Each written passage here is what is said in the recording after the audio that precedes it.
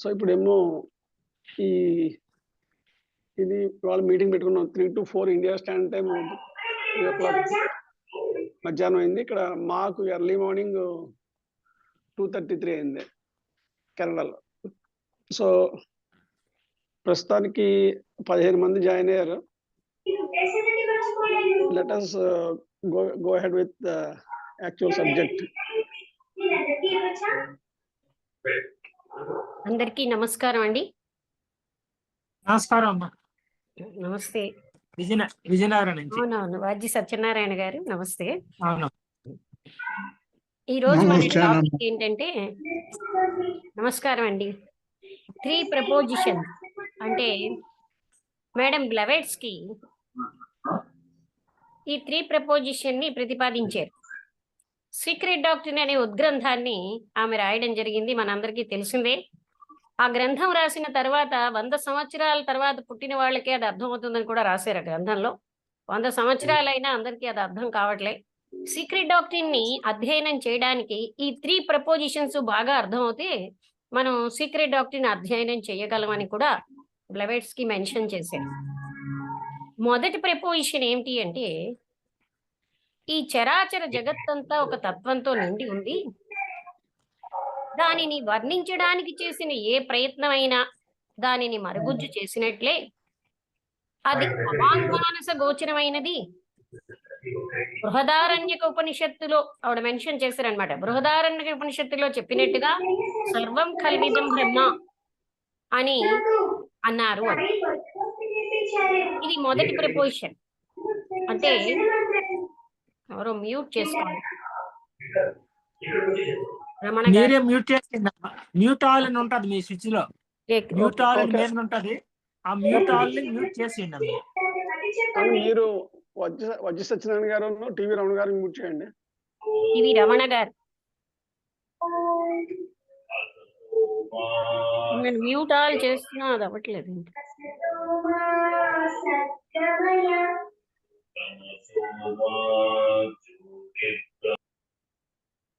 Okay, అయితే ఈ మన వాళ్ళు మనకి ఉపనిషత్తుల్లో కూడా ఇది బృహదారణ్యక ఉపనిషత్తులోంచి తీసుకోబడిందని మేడం బ్లెవెట్స్ కి మెన్షన్ చేశారు కదా.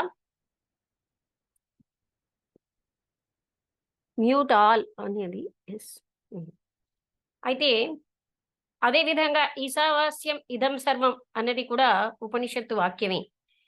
అయితే ఇక్కడ విషయం ఏంటండి, ఇది అంతా ఒక్కటే ఒక పదార్థంతో, ఒకే ఒక తత్వంతో నిండి ఉంది అంటున్నారు. ఆచార జగత్తంతా అంటే చార అంటే కదిలేది, కదలంది, జగత్తంతా కూడా ఒకే ఒక తత్వంతో నిండి ఉంది అంటున్నారు. మనకు చూస్తే ఇన్ని వస్తువులు కనిపిస్తున్నాయి, జంతువులు కనిపిస్తున్నాయి, వృక్షజాలం కనిపిస్తోంది, ఇన్ని రకాల మానవులు, గ్రహాలు, పెద్ద పెద్ద, అది కూడా చాలా పెద్ద పెద్ద గ్రహ నక్షత్రాలు మనకి చిన్నగా కనబడుతున్నా ఇవన్నీ కనిపిస్తూ ఉంటే ఒక్కటే ఉన్నది ప్రపంచంలో, ఏకమేవ అద్వితీయం బ్రహ్మ అన్నారు. అంటే ఇదంతా ఒక్క బ్రహ్మే, ఇంకేమీ లేదుట. అది బ్రహ్మ అనండి, ఆత్మతత్వం అనండి, సత్యం అనండి, ఒక్కటే ఉన్నదిట. మరి ఇన్ని ఎలా కనిపిస్తున్నాయి అనేది మనం అడుగుతాం కదండి. ఇదే విధంగా దత్తాత్రేయుల వారు త్రిపుర రహస్యంలో పరశురాముడికి జ్ఞానం చెప్పినప్పుడు పరశురాముడు ఇలాగే అడిగాడు, అన్ని కనిపిస్తున్నాయి కదా, ఒక్క బ్రహ్మతత్వమే ఉన్నదని ఎలాగా అంటే, ఇప్పుడు మనం అర్థం చేసుకోవాల్సింది ఒక చిన్న ఉదాహరణ చెప్తాను.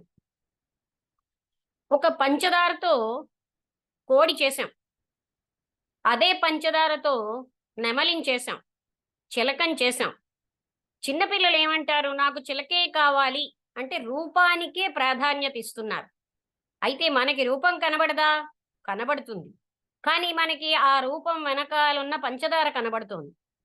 అర్థమైంది కదండి. పెద్దవాళ్ళకి పంచదారనే చూస్తారు, నెమలైతేనేంటి, కోడైతేనేంటి, చిలకైతేనేంటి, ఉన్నది పంచదారే కదా అని. అలాగా ఈ చిన్న పిల్లలు ఎలా అయితే రూపాన్నే చూస్తున్నారో, జ్ఞానం సంపూర్ణంగా లేని అజ్ఞానులు, మనకి ఇంకా ఉపనిషత్తుల్లో మూర్ఖులు అని కూడా పేర్కొన్నారు, అందరికీ ప్రపంచం జగత్తు ఇన్ని రూపాలుగా కనిపిస్తోంది. అయితే ఇది ఇన్ని రూపాలుగా ఉన్నది వెనకాల ఉన్న ఆత్మతత్వాన్ని జ్ఞాని చూడగలడు. అంటే ఆయన గ్రహించగలడు. ఎలా అయితే పెద్దవాళ్ళు ఇది పంచదారతోటే తయారు చేయబడిందని తెలుసుకుంటారో, జ్ఞానికి ఇదంతా ఆత్మతత్వమే సుమా, లేదా పరబ్రహ్మతత్వమే అని చూడగలడు. ఆయనకి ఇంద్రియాలు పనిచేయవా అంటే పనిచేస్తాయి. కానీ మనకు ఎలా కనబడుతున్నాయి చిలక? అన్నీ కనబడినా మనం లోపల ఉన్న పంచదారనే చూసినట్టుగా జ్ఞాని ఏమిటి చేస్తాడు? ఇన్ని రకాలైన వైవిధ్యం ఉన్న ఇన్ని వస్తువుల్లోంచి ఒకే ఒక తత్వాన్ని చూడగలడు. అది అంటే ఇక్కడ మనం గ్రహించాల్సింది ఏంటంటేనండి, ఇన్ని రకాలుగా కనిపిస్తున్నది ఇంద్రియాలకి.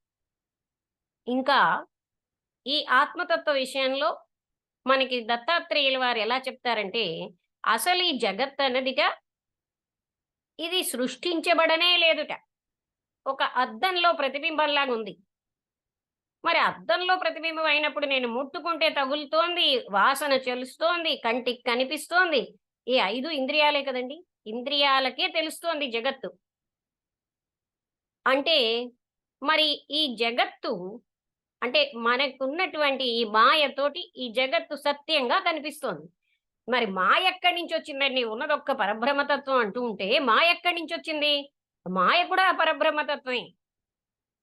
2 sides of the coin, 1 coin అన్నట్టుగా. అయితే అద్దంలో ప్రతిబింబానికి అద్దం ఉండాలి, ఒక వస్తువు ఉండాలి. మరి ఇక్కడో అంటే ఆ పరబ్రహ్మ స్వరూపము లేదా ఆత్మతత్వం దాన్ని ఏమనండి, అది సంపూర్ణమైనది. దానికి అద్దం లేకుండానే ప్రతిబింబించగలిగేటటువంటి సమర్థత ఉంది. అందువల్ల అయితే ఇంద్రియాలనే మనం ఇంద్రియాలతో కనిపించేదే సత్యం అనే జీవితంలో ఉన్నాం. అందువల్ల ఇది నిత్యము సత్యము అనుకుంటున్నాం. అయితే కాదని ఎలా చెప్పగలరండి అంటే 3 అవస్థలు ఉన్నాయి కదండి. జాగ్రత్త, స్వప్న, సుషుప్త అవస్థలు అంటాం మానవుడు. అంటే జాగ్రత్త అవస్థ అంటే మనం ఇప్పుడు ఉన్న తెలివిగా ఉన్న అవస్థ. స్వప్న అవస్థ అంటే నిద్రలో స్వప్నాలు వచ్చే అవస్థ. సుషుప్త అవస్థ అంటే అక్కడ స్వప్నాలు కూడా రావు, నిశ్చలమైన స్థితి అన్నమాట నిద్రలో. అయితే ఈ 3 అవస్థలలోని ఏదైతే నిత్యంగా ఉంటుందో అదే సత్యమైనది. ఈ మన జాగరూక అవస్థ స్వప్నంలో లేదు కదండి. మనకి స్వప్నంలో పక్కనే ఏం జరుగుతున్నా తెలియదు. అంటే అక్కడ స్వప్నంలో చూస్తున్నవే మనకి నిత్యంగా సత్యంగా కనిపిస్తాయి. అందుకని జాగ్రత్త అవస్థ స్వప్నావస్థలో లేదు, సుషుప్తావస్థలో కూడా లేదు. అందువల్ల ఇది అన్ని అవస్థలలో లేదు అనే విషయాన్ని మనం గమనించాలి. అంటే మీరు కొంచెంగా అందరూ కూడా ఇది అదేంటండి ఇలాంటిది అని కాకుండా కొంచెం జాగ్రత్తగా వింటే అందరికీ ఇది చాలా సులువుగానే అర్థమవుతుందండి. ఇది సత్యం. అందుకని మేడం బ్లవెట్స్కి బృహదారణ్యకోపనిషత్తుని మెన్షన్ చేసి ఒకే ఒక తత్వం ఉంది. అందుకే ఉపనిషత్తుల్లో కూడా ఏకమేవ అద్వితీయం బ్రహ్మ అంటే బ్రహ్మతో సరిసమానమైనది రెండోది లేనే లేదుట. అంటే దీన్ని నేను E=mc² అనే ఐన్స్టీన్ ఈక్వేషన్తో మీకు హెల్ప్ చేస్తాను, అంటే ఎక్స్ప్లెయిన్ చేయడానికి ట్రై చేస్తాను. ఐన్స్టీన్ గారు ఏం చెప్పారంటే, ఒక పదార్థాన్ని విచ్ఛిన్నం చేస్తే శక్తి ఉద్భవిస్తుందని. అదే విధంగా అందుకే కదండి మనకి యాటం బాంబ్ అంతంత విధ్వంసాన్ని తెచ్చింది. జపాన్లో నాగసాకి, హిరోషిమా అనే ప్రాంతాల్లో వేసినప్పుడు ఒక చిన్న పరమాణువులో ఎంత శక్తి ఉందో చూడండి. అంటే ఆ శక్తిని ఒక దగ్గర మనం సమీకరిస్తే ఆ శక్తి పదార్థంగా మారుతుంది అని ఆ ఈక్వేషన్ యొక్క ఉద్దేశ్యం. అంటే మీ చేతిలో ఒక అగ్గిపుల్ల ఉందనుకోండి, అగ్గిపుల్లగా చూడకుండా శక్తిగా చూడండి. అది దాన్ని ముక్కలు చేస్తే ఒక అణువు పరమాణువుకి వస్తుంది. ఆ పరమాణువును కూడా విచ్ఛిన్నం చేస్తే శక్తి వస్తుంది. శక్తిగా చూస్తే అక్కడ మీకు అగ్గిపుల్ల కనబడదు. అలాగే ఏ వస్తువునైనా దాని వెనకాల ఉన్నటువంటి శక్తిగా మనం చూసామనుకోండి, అదంతా కూడా పదార్థం వెనకాల ఉన్న శక్తిని మనం చూడగలిగితే అదే సత్యం కూడా. ఎందుకంటే ఐన్స్టీన్ గారు మనకి నిరూపించి చూపెట్టారు, మనకిప్పుడు జరుగుతోంది కూడా. అందుకని అంత శక్తి అనేది, ఆ శక్తి అన్న దగ్గర పరబ్రహ్మ అనుకోండి. మొత్తం ఈ జగత్తంతా పరబ్రహ్మ తత్వంగానే కనిపిస్తుంది. దాన్నే మన వాళ్ళు జగత్ మిథ్య అన్నారు. అదేమిటండి కనపడుతున్న జగత్తుని మిథ్య అంటారంటే, అది కళ్ళకి ఇంద్రియాలకే కనిపిస్తుందండి.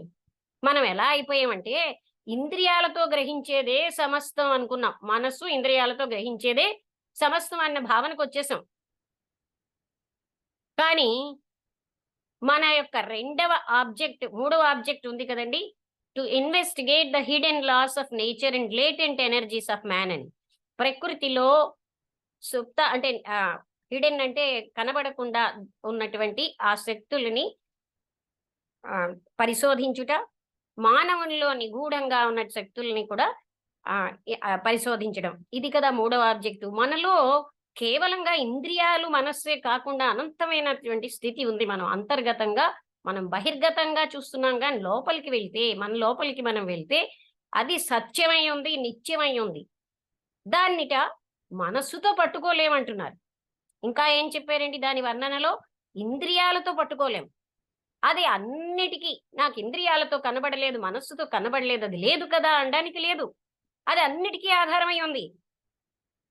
ఈ జగత్తు అంతటికి ఈనాడు ఈ చెయ్యి కదిలిస్తున్నామన్నా, ఇవాళ మాట్లాడుతున్నామన్నా అన్నిటికీ అదే ఆధారభూతమై ఉంది. మరి అది మనస్సుకేమో మనస్సుతో పట్టుకోలేం, ఇంద్రియాలతో కనబడదు. దాని యొక్క లక్షణం అది. మరి మనస్సుతోటే మనం జీవించడానికి అలవాటైపోయాం. అందువల్ల ప్రతిదీ మనస్సుతో పట్టుకోవాలని చూస్తాం.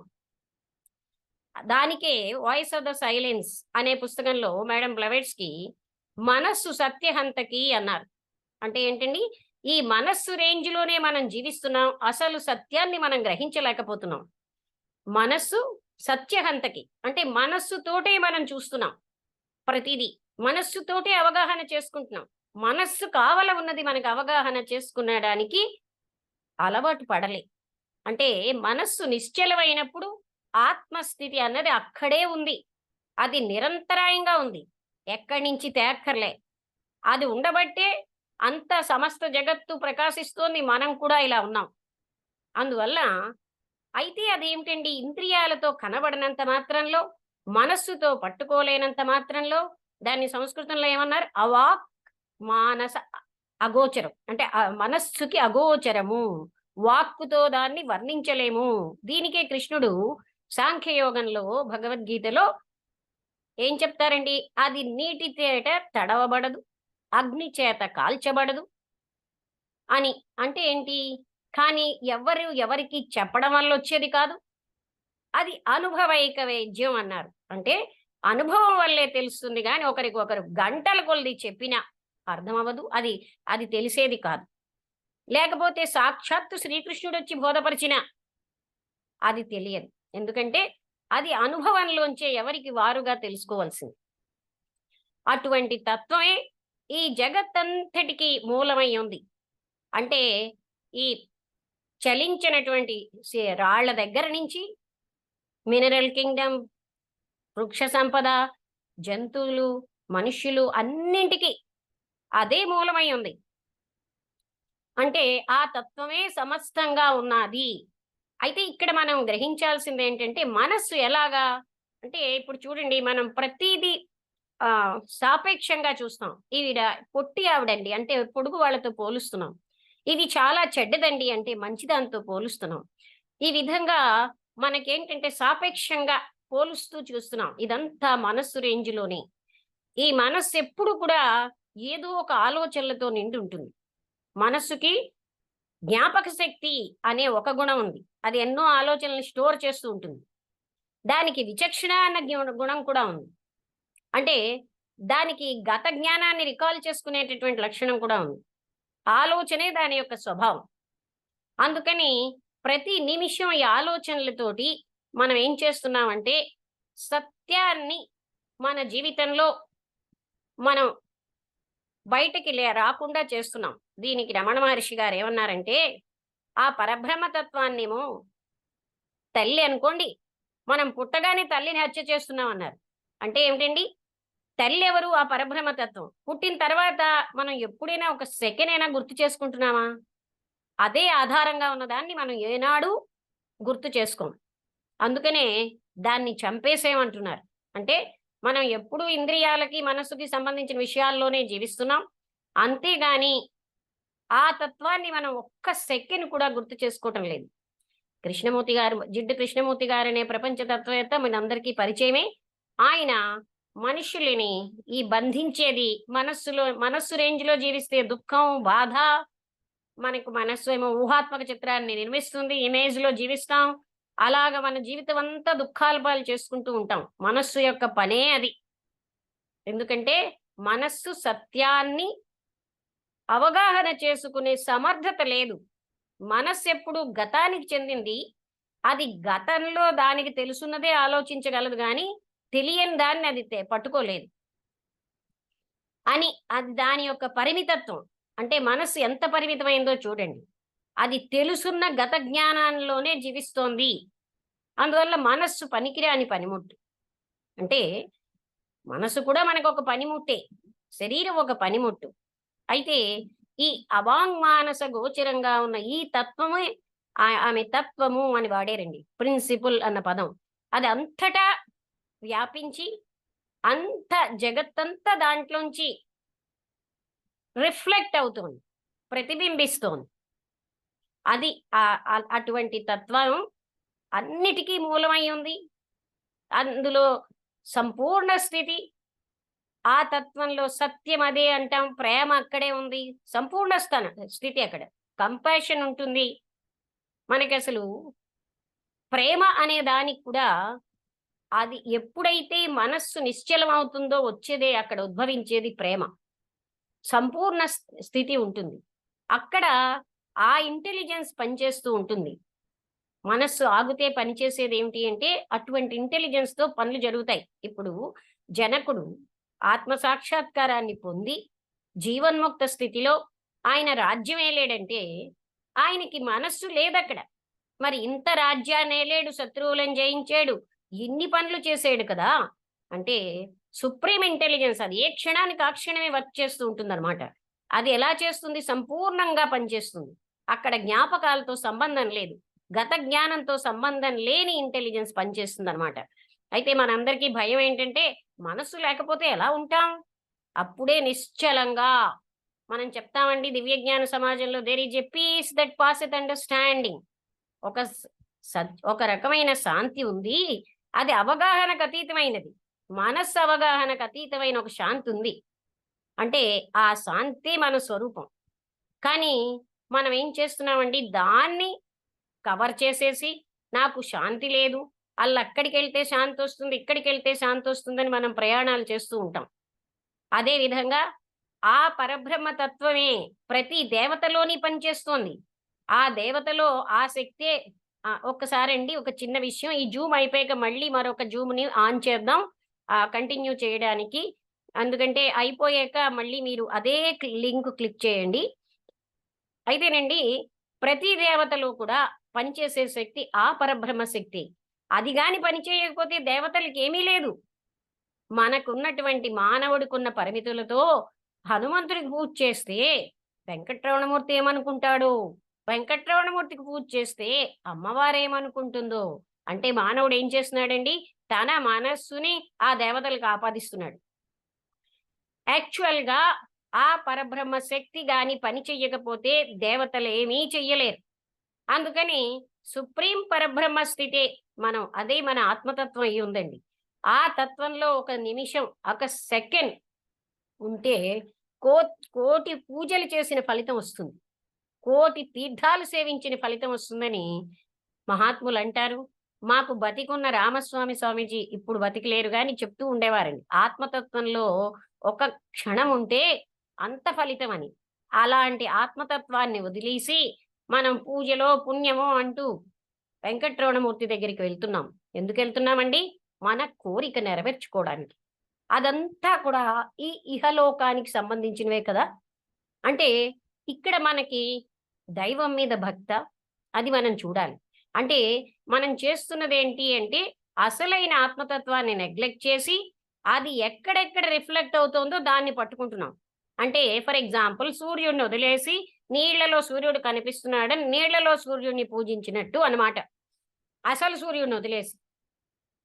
ఆ విధంగా దేవతలు గాని చరాచర జగత్తంతానండి ఆ పరబ్రహ్మతత్వం ఒక్కటే ఉన్నది. దానికి ఇలా ఉంటుందండి అని చెప్పడానికి దాన్ని దేంతోటి పోల్చలేం. అందుకే అద్వితీయం, అది రెండోది లేదు పోల్చడానికి. అటువంటి ప్రిన్సిపుల్ అన్నది ఈ చరాచర జగత్తంతా వ్యాపించుంది. అది ఫస్ట్ ప్రిన్సిపుల్ ఏంటంటే ఇది చాలా ముఖ్యమైనదండి.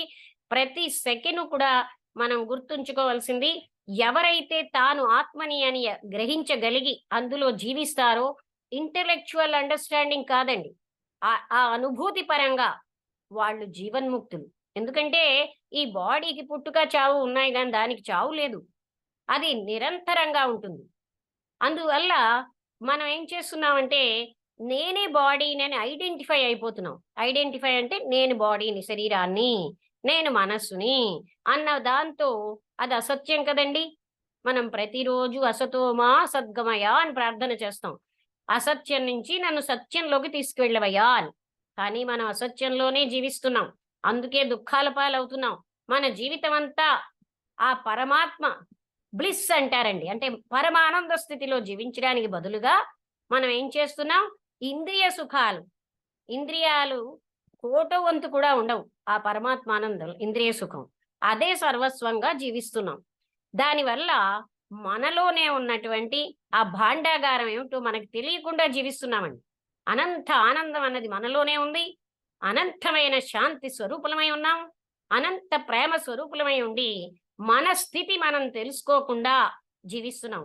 మానవుడి జన్మ ఎందుకు వచ్చిందంటే తనదైన స్వరూపాన్ని తాను తెలుసుకోవడానికి. మనం మన స్వరూపాన్ని మర్చిపోయి జీవిస్తున్నాం గనకే మన జీవితం డల్, బోరింగ్. ఆ బోర్ అన్నదంతా మనసు రేంజే. ఎప్పుడు సృజనాత్మకత మనకు ఉండదు. ఎందుకంటే ఎప్పుడు గత జ్ఞానంతోటే మనం ప్రెజెంట్ కూడా గతంలోనే గత జ్ఞాపకాలతోటే జీవిస్తున్నామని మర్చిపోకూడదు. ఒక్కసారి మనం పరిశీలించుకుంటే మన వర్తమానం కూడా గతంతోటే ఉంటున్నాం. ఆ వర్తమానం భవిష్యత్తు కూడా గతమే నిర్మించేస్తుంది. ఈ విధంగా మనకి ఆ వాటి వల్లే ఎప్పుడు మన జీవితంలో సృజనాత్మకత ఉండదు, ప్రేమ రహితంగా ఉంటాం. మన సంబంధ బాంధవ్యాల్లో కూడా ప్రేమ లేకపోవడం వల్ల మనకేమో అందులో కూడా తృప్తి రావట్లేదు. మనకి ప్రపంచం యుద్ధాలకు ఎందుకు దారితీస్తున్నాయండి? మనిషిని మనిషి చంపుకునే స్థితికి ఎందుకు వచ్చిందంటే తన కోసం తనకి తెలియకపోవడం వల్ల. స్వీయ జ్ఞానం లేకపోతే ఇలాంటివన్నీ. అందుకని మనం బయట చూసే బదులుగా నేనేం ఆలోచిస్తున్నాను, నా మనస్సు ఏ విధంగా ఉన్నది, ఒక పనిని ఏ లక్ష్యంతో, ఏ ఇంటెన్షన్తో, ఏ మోటివ్తో చేస్తున్నాను, అలాగే ఏ ఫీలింగ్స్ ఉన్నాయి, ప్రతి నిమిషం ప్రతి సెకండ్ మన కోసం మనం తెలుసుకోవాలండి ఒక రకమైన ఎరుకతో. అది చాలా అవసరం. ఆ ఎరుక ఎలా ఉండాలంటే కృష్ణమూర్తి గారు దాన్ని చాయిస్లెస్ అవేర్నెస్ అన్నారు. అంటే ఇది మంచిది, ఇది కాదు అని ఖండించడం కాకుండా, ఇది బాగుందంటూ దాన్ని ఎక్కువగా అంటే జస్టిఫై చేసుకోకుండా చూడగలిగేటటువంటి స్థితిలోంచే అది ఆ ఎరుకలో అటువంటి అవేర్నెస్ తో మాత్రమే ఈ మనస్సు నుంచి మనం బయటపడి అసలైన యథార్థంలో జీవించగలం. అంటే మన యథార్థ స్థితి ఏమిటి అన్నదాన్ని మనం చూడడానికి అలవాటు అవ్వాలి. అంటే మనకెప్పుడు కూడా కోపం వచ్చిందా అణిచేయి, కంట్రోల్ చేయి అంటాం. ఎంతకాలం అణుస్తాము అది అక్కడే ఉంటుంది, ఇంకా పవర్ఫుల్గా బయటకు వస్తుంది. ఏదో కోపం వస్తే అల్లక్కడికి వెళ్ళి ఒక 100 సంఖ్య లెక్క పెట్టుకోండి అని కొందరు చెప్తే అల్లక్కడికి వెళ్ళి 2 గ్లాసులు మంచినీళ్ళు తాగండి అని, ఇవన్నీ ఎస్కేపిజం. దానివల్ల అసలు కోపం ఎప్పుడూ పోదు. మనం ఇన్నాళ్ళే కోపిస్తున్నాం కానీ దాన్ని అవగాహన చేసుకోవట్లేదు. అవగాహన ఎలాగంటే మనస్సుతో కాదండి, నిశ్చలమైన మనస్సుతో, ఎరుకతో చూసినప్పుడే మనం అందులోంచి బయటపడగలం. కానీ మనం చెయ్యటం లేదా పని. దానివల్లే జీవితం అంతా గందరగోళంగా ఎందుకు జీవిస్తున్నాము, ఏం చేస్తున్నామో తెలియకుండా అసలైన తత్వం వైపు అసలు మర్చిపోయి, ఎలా అయితే పంచదార ద్రావణంలోకి ఈగ వస్తుంది, ఎందుకని పంచదార ద్రావణం తాగాలని, వచ్చిన ఈగ కాళ్ళు చేతులు అక్కడ అంటుకుపోతున్నాయి. దాంతో అదేం చేయగలదు, అందులోంచి బయట పడలేకపోతాం. మన స్థితి అదేనండి. ఆ పరమాత్మానందాన్ని గ్రోలడానికి వచ్చి ఇంద్రియాలతో అతుక్కుపోయి అందులోంచి బయటపడడం రాక కొట్టుకుంటున్నాం. ఆ ఈగకి మనకి ఏమి తేడా లేదు.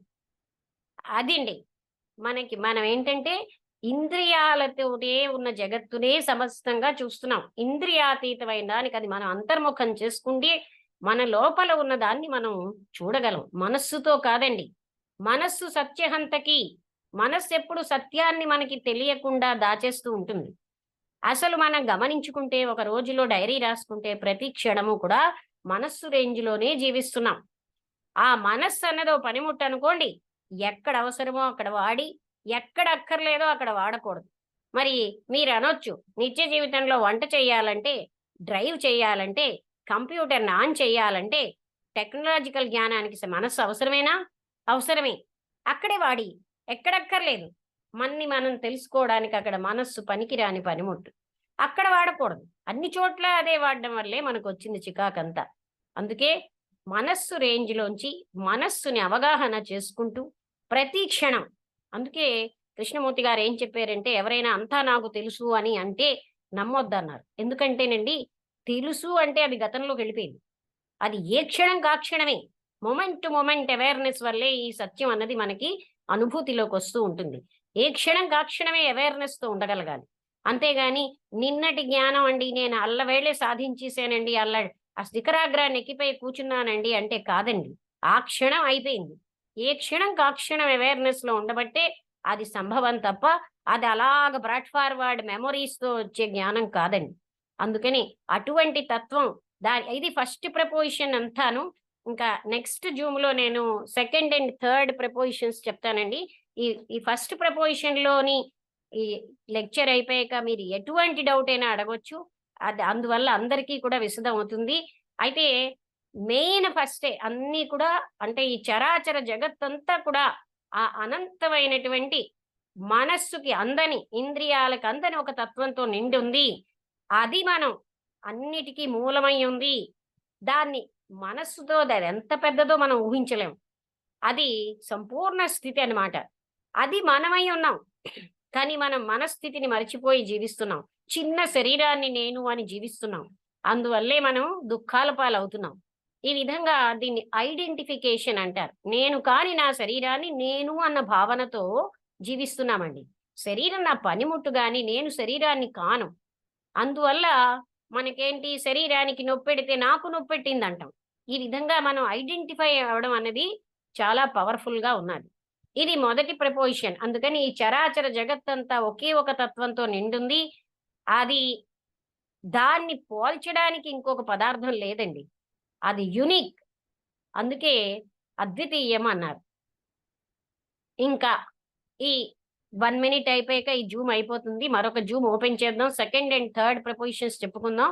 ఫస్ట్ ప్రపోజిషన్‌లో ఆ విషయం ఏంటి అంటే, మనం నిరంతరంగా మనస్సుకి